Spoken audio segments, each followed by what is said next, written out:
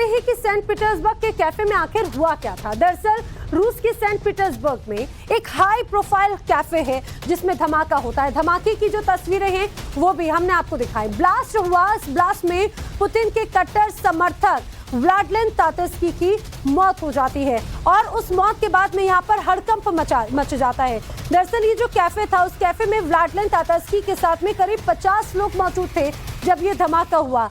हमलावर के टारगेट पर रशियन वॉर ब्लॉगर तातर्स्की ही थे। ये कहा जाए कि वो टारगेट किलिंग के लिहाज से ही आया था।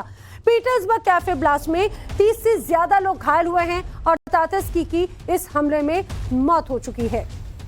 पीटर्सबर्ग कैफे में इस पूरे ब्लास्ट के बाद यहाँ पर अब कई सवाल यहाँ पर जरूर खड़े होते हैं। आपको बता दें, जिस रशियन ब्लॉगर की टारगेट किलिंग की गई वो इतना इंपॉर्टेंट क्यों था, ये समझना भी जरूरी है। ये जरा जान लीजिए। दरअसल ब्लॉगर की मौत इंटरनेशनल खबर बन चुकी है। तातर्स्की पुतिन के कट्टर समर्थक और वॉर ब्लॉगर माने जाते थे। व्लादिमीर तातर्स्की की कट्टर राष्ट्रवादी की ही पहचान थी। 2011 में रूस समर्थक होने की वजह से यूक्रेन की जेल में उन्हें बंद किया गया। 2014 में रशियन आर्म्ड फोर्सेस में वो शामिल हुए। तातर्स्की ने बाखमुट में वैगनर फोर्स की जंग को बाकायदा कवर किया था।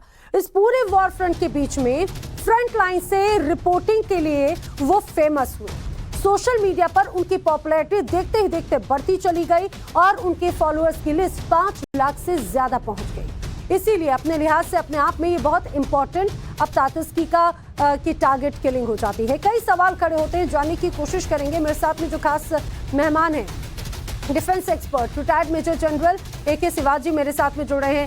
शिवाजी साहब, बहुत स्वागत है आपका। आपसे समझना चाहेंगे तातर्स्की की टारगेट किलिंग सेंट पीटर्सबर्ग में उस कैफे में जाकर, इसे किस लिहाज से देखते हैं? कितना इंपॉर्टेंट ये ऑल ओवर द वर्ल्ड के लिए ये हो जाती है? हाँ बिल्कुल नैना, बहुत इंपॉर्टेंट है। ये सच्चाई ये है कि जो सेंट पीटर्सबर्ग में तातर्स्की की जो मौत है, ये एक प्रोमिनेंट मिलिट्री ब्लॉगर थे और ये प्रो रशियन लिखते थे और ये बहुत ही कट्टरवादी थे और ये रूस के व्लादिमीर पुतिन के भी बहुत नजदीक माने जाते थे।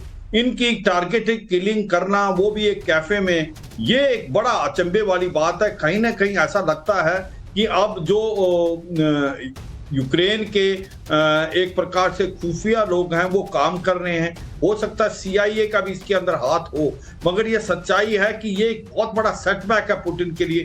वो भी जबकि ये इतने प्रोमिनेंट ब्लॉगर सेंट पीटर्सबर्ग में और जाके उसको कैफे में टारगेट किलिंग करना, ये मुझे लगता है एक बहुत बड़ा धक्का है पुतिन के लिए और इससे काफी मोराल में इंपैक्ट आएगा। और ये भी दिखलाता है कि अभी जो यूक्रेन कह रहा है उसके अंदर दम है। उसके अब लगता है ऐसे कि ये लड़ाई जो है अभी यूक्रेन के अंदर ही नहीं रह जाएगी, बल्कि ये क्रीमिया और बाकी हिस्सों के अंदर भी ले जाएगा यूक्रेन। और जिस प्रकार से तातर्स्की की मौत हुई है वो दिखलाता है कि किसी भी इलाके में रूस में सभी जो हैं लोग एक प्रकार सुरक्षित नहीं है, उनकी टारगेट किलिंग की जा सकती है अगर वो बहुत ज्यादा प्रो रशियन बात कर रहे हैं। तो ये एक दर्शाता है कि कहीं ना कहीं जो क्रैक्स हैं रूस के अंदर, रूस की सिक्योरिटी के अंदर भी काफी कमियां हैं, उसके अंदर फोर्ट लाइन है। तातर्स्की की टारगेट किलिंग हुई, इस पूरी टारगेट किलिंग के बाद में अब ये कहा जाए यूक्रेन एक बार फिर से सवालों के घेरे में। आपको लग रहा है कि इस हमले के पीछे यूक्रेन का हाथ है?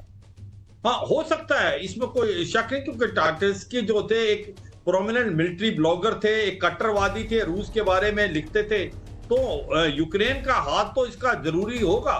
कैसे, क्या वो एक प्रकार डायरेक्ट है या इनडायरेक्टली क्या सबोटाज किया गया है, ये भी हो सकता है। CIA भी इन्वॉल्व हो सकती है। मगर ये सच्चाई है कि इसकी जो मौत है एक बहुत बड़ा सेटबैक है पुतिन के लिए, क्योंकि एक ऐसे कैफे जहां पर 50 से ज्यादा लोग थे और सेंट पीटर्सबर्ग जो है मॉस्को के बाद सेकंड सिटी है और बहुत ज्यादा उसकी पॉपुलेशन है। वहां पर एक जो ये एक टारगेट किलिंग करना, ये एक दर्शाता है कि जो यूक्रेन का जो एक प्रकार सबोटाज करने की क्षमता और काबिलियत है, जी तो CIA ने मदद की, ये भी दर्शाता है। हो सकता है कुछ एक लोग जो कि एक प्रकार से रूस के अंदर ही जो जिनको उन्होंने इस्तेमाल किया हो, जो कि एक टारगेट किलिंग के लिए इस्तेमाल किए गए, ये भी हो सकता है। बिल्कुल। मगर और सर सच्चाई ये इसीलिए है, अब वो भी खासतौर से सेंट पीटर्सबर्ग जो अपने आप में काफी हाई सिक्योरिटी के तौर पर भी माना जाता है, वहां पर अगर ये टारगेट किलिंग होती है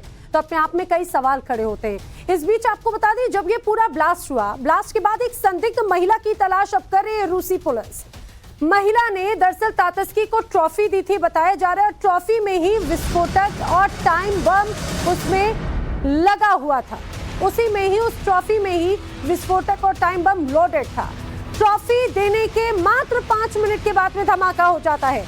अब रशियन पुलिस उस महिला की तलाश में जुटी है जिसने तातस्की को ये ट्रॉफी दी, और माना जा रहा है कि वही महिला ये टारगेट किलर के तौर पर वो आई थी और उसी ने ही इस पूरी वारदात को अंजाम दिया है। महिला ने तातस्की को ये ट्रॉफी दी। आखिर वो महिला कौन थी? क्या वो यूक्रेन की तरफ से भेजी गई कोई जासूस थी?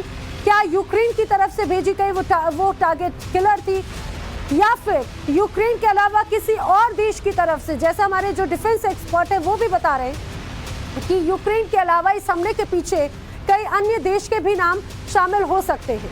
लेकिन बार बार अब सवाल यही खड़ा हो रहा है कि जिस महिला ने तातस्की को वो ट्रॉफी दी, वो महिला कौन थी? कौन थी वो महिला, आपको बताते हैं। दरअसल बताया ये जा रहा है कि इस पूरे ब्लास्ट केस में रशियन पुलिस को संदिग्ध महिला की तलाश है, और ये उसका स्केच आप देखिए। दरअसल ये एक स्केच बनाया गया है, माना जा रहा है कि यही वो महिला थी।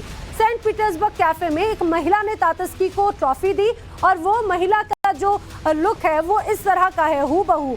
ट्रॉफी के अंदर ही इस महिला ने टाइम बम फिट किया, ये भी खबर है। और जैसे ही ये ट्रॉफी दी, उसके कुछ देर के बाद में ही ब्लास्ट हो जाता है। ट्रॉफी के अंदर कई 100 ग्राम एक्सप्लोसिव मटेरियल फिट था। तातस्की को ट्रॉफी गिफ्ट करने के बाद में ये संदिग्ध महिला वहां से गायब हो जाती है। तातस्की को ट्रॉफी देने के 5 मिनट के अंदर ये धमाका हो जाता है। यानी कि आप इस पूरी प्लानिंग को समझिए। तातस्की जिस कैफे में थे, 50 से ज्यादा लोग वहां पर मौजूद थे, वो वॉर की आंखों देखी कहानियां तातस्की से सुन रहे थे। इसी बीच एक महिला आती है, वो भी इसी तरह से कहा जाए वो फैन बनते हुए आती है, और वो फॉलोअर के रूप में उन्हें एक ट्रॉफी गिफ्ट करती है, और वो ट्रॉफी देने के बाद वहां से फरार हो जाती है। फरार होने के बाद में 5 मिनट के अंदर ये धमाका हो जाता है। सिवात साहब, आखिर क्या लगता है ये महिला आखिर कौन हो सकती है? ये भी कहा जा रहा है कि हो सकता है कि ये यूएस की तरफ से भेजी कोई व्यक्ति हो, ये भी हो सकता है कि यूक्रेन की तरफ से भेजी कोई जासूस हो।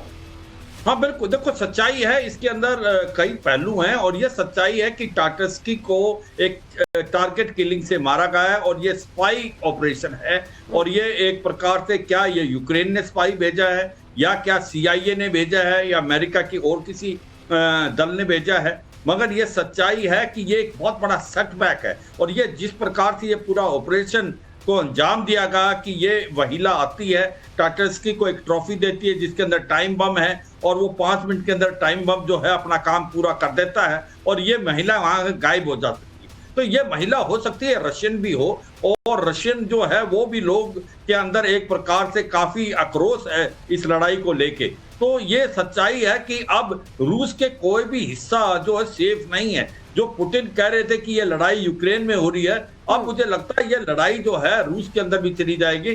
जिस प्रकार से तातस्की की एक प्रकार से टारगेट किलिंग हुई है, ये पुतिन के लिए बहुत बड़ा सेटबैक है, क्योंकि वो एक मिलिट्री ब्लॉगर थे और वो एक कट्टर जो रूस के साथ थे।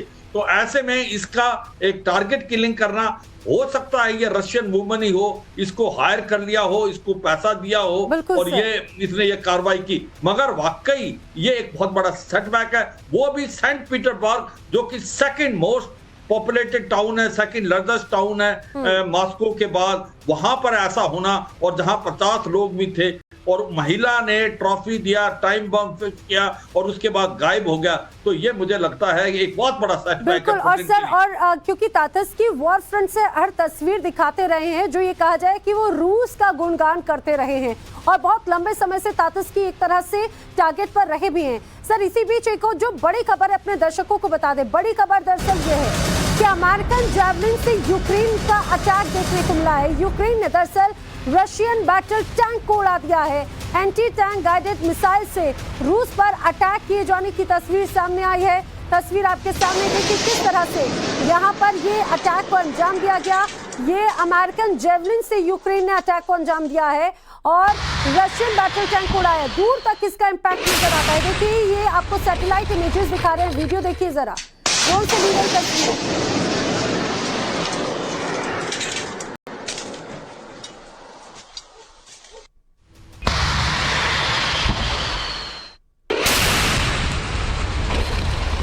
एंटी टैंक गाइडेड मिसाइल से रूस पर किस तरह से अटैक किया गया है उसकी तस्वीर हम आपको दिखा रहे हैं एक के बाद एक। अब रूस पर भी कैसे हमलावर है यूक्रेन, ये इससे स्पष्ट हो जाता है।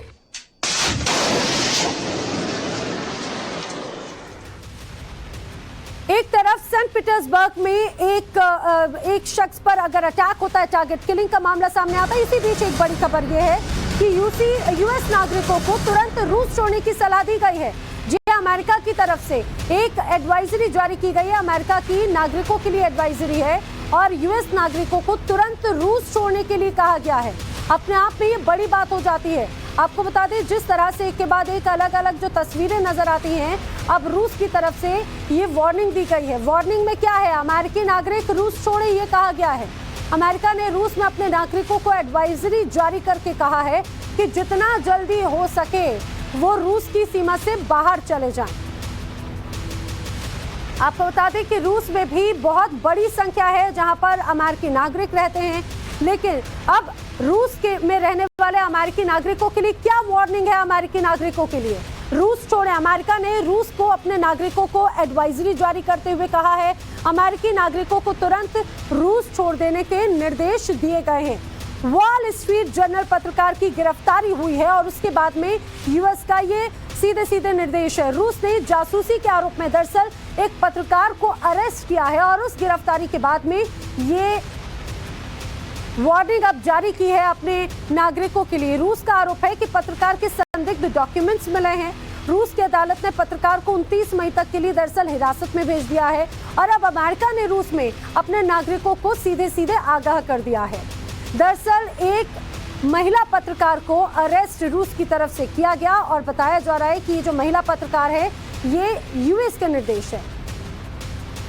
और आपको ये बताते चले और इसके बाद में अब उस पत्रकार की गिरफ्तारी के बाद में अब ये निर्देश जारी किए गए। लेकिन वॉल स्ट्रीट जर्नल के इस पत्रकार पर जासूसी का आरोप है। रशियन फॉरेन मिनिस्ट्री की तरफ से स्पोक्स पर्सन मारिया जाखरोवा ने पत्रकार को लेकर क्या कहा है वो भी आपको सुनाते हैं। Ему была выдана виза. Эти документы, его документы, проверку прошли. А вот деятельность его, в частности, то, что было в Екатеринбурге, заявленному статусу журналиста, она не соответствовала. Это была деятельность, которую назвать журналистикой нельзя. Это не журналистика. Соответственно, в отношении этих его деяний, поступков и были заявлены претензии нашей Федеральной службы безопасности. तो ये दरअसल रिएक्शन सामने आया जो ये पूरी कार्रवाई की गई है। सिवात साहब आपसे समझना चाहेंगे, एक तरफ एक टारगेट किलिंग होती है, दूसरी तरफ यूएस के एक पत्रकार को अरेस्ट कर लिया जाता है ये बताकर कि वो जासूसी कर रहा है। हाँ बिल्कुल, देखो ये जर्नलिस्ट जो थी, एक वुमन जर्नलिस्ट थी, इसको जो रशिया ने उसको अरेस्ट किया है वो एक प्रकार जर्नलिस्ट थी और मगर रूस कहता है कि वो स्पाई है। और आप देखें कि 2 दिन से एंटी ब्लिंकन जो है सेक्रेटरी ऑफ स्टेट अमेरिका के, उन्होंने सर्गेई लावरोव जो कि फॉरेन मिनिस्टर हैं रूस के, उससे बात भी की है और प्रेशर डाला है कि ये एक जर्नलिस्ट है, इसको आप जल्दी से जल्दी छोड़ें।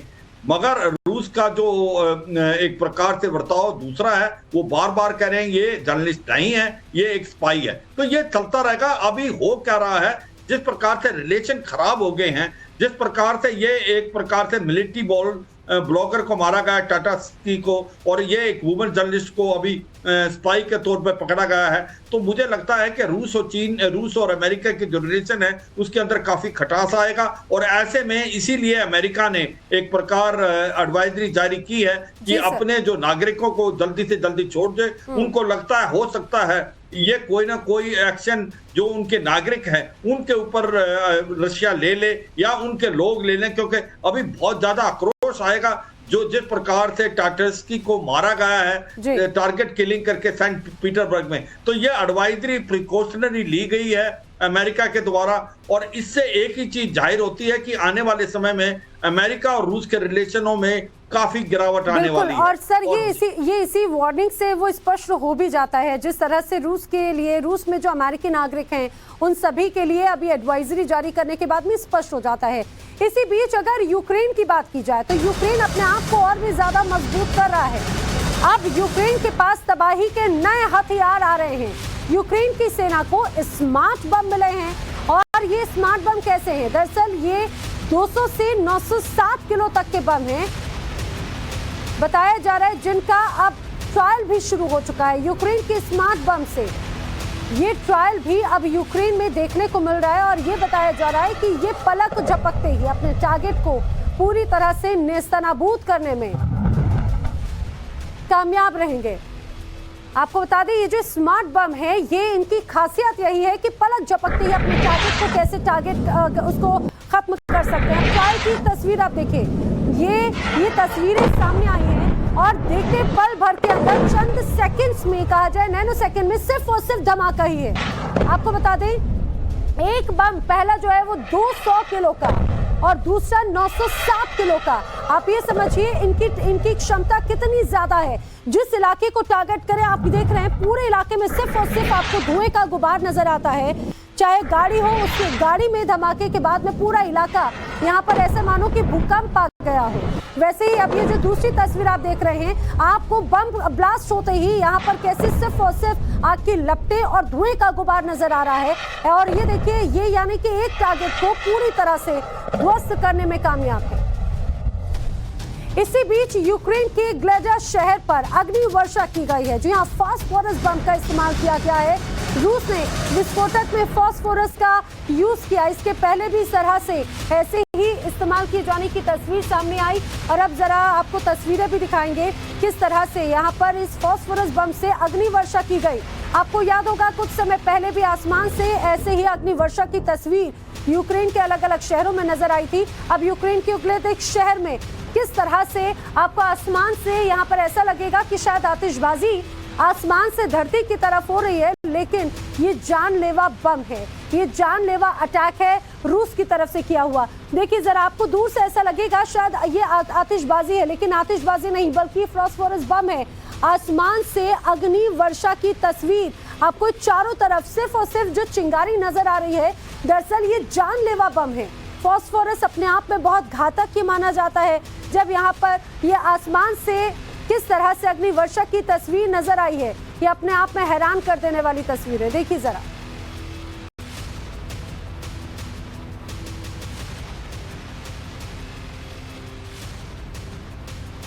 दरअसल अब कयास लगाए जा रहे हैं कि रूस अब विस्फोटक के साथ फास्फोरस का भी इस्तेमाल कर रहा है। आपको रूस के इस अटैक और बम के बारे में आइए थोड़ा विस्तार से बताते हैं। दरअसल यूक्रेन के उग्लेडा में संदिग्ध बम से अटैक हुआ।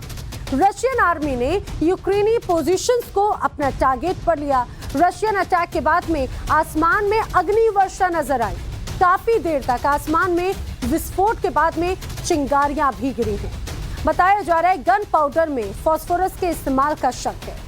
रूस पहले भी कई बार इस तरह से फास्फोरस बम का इस्तेमाल कर चुका है और यूक्रेन के कई इलाकों को टारगेट कर चुका है। अब यूक्रेन के एक और शहर में उसी तरह से ये बम वर्षा की गई है।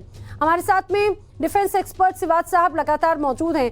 सिवाज सर, जरा रूस के इस नए तरीके के अटैक को जरा समझाइए। हालांकि नया क्या, ये कहा जाए कि इसके पहले भी ये तरीका रूस अपना चुका है। ये फास्फोरस अटैक कितना ज्यादा घातक है, किस तरह से इसका इम्पैक्ट नजर आता है? और देखो नैना, ये समझना पड़ेगा, ये फास्फोरस का बम जो युगलेदर में इस्तेमाल किया है बहुत ही घातक है। ये एक एरिया टारगेट है।